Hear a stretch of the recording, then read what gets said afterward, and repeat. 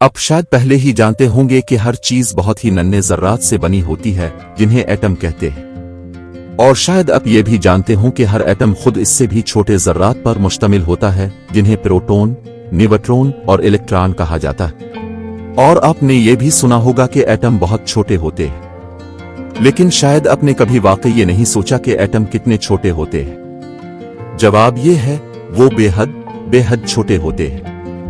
तो सवाल ये है कि आखिर एटम कितने छोटे होते हैं। इसे समझने के लिए एक सवाल पूछते हैं, एक ग्रेप फ्रूट में कितने एटम होते हैं?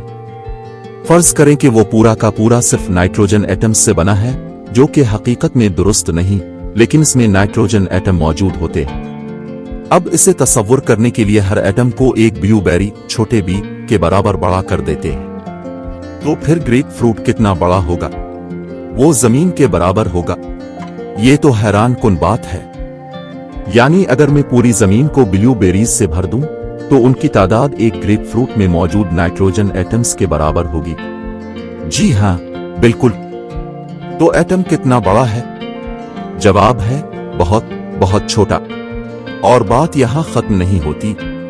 अब जरा हर एटम के अंदर झांकते हैं, यानी ब्लूबेरी के अंदर। मरकज में एक चीज होती है जिसे न्यूक्लियस कहते हैं, जिसमें प्रोटॉन और न्यूट्रॉन होते हैं, जबकि बाहर की तरफ इलेक्ट्रॉन गर्दिश कर रहे होते हैं। अब सवाल यह है कि न्यूक्लियस कितना बड़ा होता है?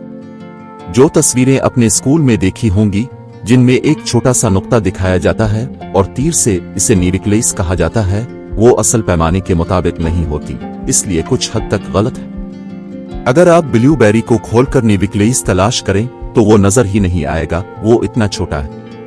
चलिए एटम को और बड़ा करते हैं, ब्लूबेरी को एक 2 मंजिला घर के बराबर कर देते हैं। अब मरकज में न्यूक्लियस बमुश्किल नजर आएगा। अब उसे और बड़ा करते हैं, एक फुटबॉल स्टेडियम जितना बड़ा। इस स्टेडियम के एन दरमियान में न्यूक्लियस होगा और वो एक छोटी कंकरी मार्बल के बराबर होगा। और अब भी बात खत्म नहीं हुई। एटम में प्रोटॉन और न्यूट्रॉन न्यूक्लियस के अंदर होते हैं और एटम का तकरीबन सारा वजन उन्हीं में होता है। इलेक्ट्रॉन बहुत दूर किनारों पर होते हैं। तो सवाल यह है कि न्यूक्लियस और इलेक्ट्रॉन के दरमियान क्या होता है? जवाब हैरान कुन है, खाली जगह। जी हां, तकरीबन मुकम्मल खाली जगह। तकनीकी तौर पर कुछ बरक़ी मकनातीसी मैदान मौजूद होते हैं, लेकिन मादुई के लिहाज से वो हिस्सा तकरीबन खाली है। याद रखें, ये सारी खाली जगह इस ब्लूबेरी के अंदर है, जो जमीन के अंदर है, जो असल में ग्रेप फ्रूट के एटम्स की मिसाल थी। अब एक और अजीब बात, चूंकि एटम का ज्यादातर वजन न्यूक्लियस में होता है, तो न्यूक्लियस की कसाफत कितनी होगी?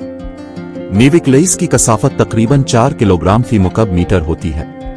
उसे आसान अल्फाज में समझें, एक डब्बा बनाएं जो 1 फुट लंबा, 1 फुट चौड़ा और 1 फुट ऊंचा हो।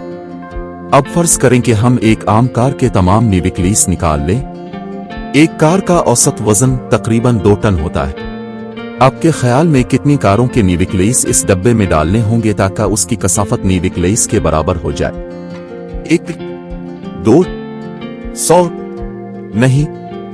जवाब है तकरीबन 6.2 अरब कारें, यानी तकरीबन जमीन पर मौजूद इंसानों की तादाद के बराबर। अगर दुनिया का हर शख्स एक कार रखता और सबकी कारें इस 1 फुट के डब्बे में भर दी जाएं, तो उसकी कसाफत एक न्यूक्लियस जितनी होगी। आइए खुलासा करते हैं। एटम इंतहाई छोटा है। ग्रेप फ्रूट में एटम्स ऐसे हैं जैसे जमीन में ब्लूबेरीज। न्यूक्लियस नाकाबिले यकीन हद तक छोटा है, स्टेडियम के दरमियान एक कंकरी के बराबर। एटम का ज्यादातर हिस्सा खाली जगह पर मुश्तमिल है, जो हैरान कुन है। और न्यूक्लियस की कसाफत नाकाबिले यकीन हद तक ज्यादा है, जैसे अरबों कारें 1 फुट के डब्बे में भर दी जाएं। मेरा ख्याल है अब मैं थक गया हूं।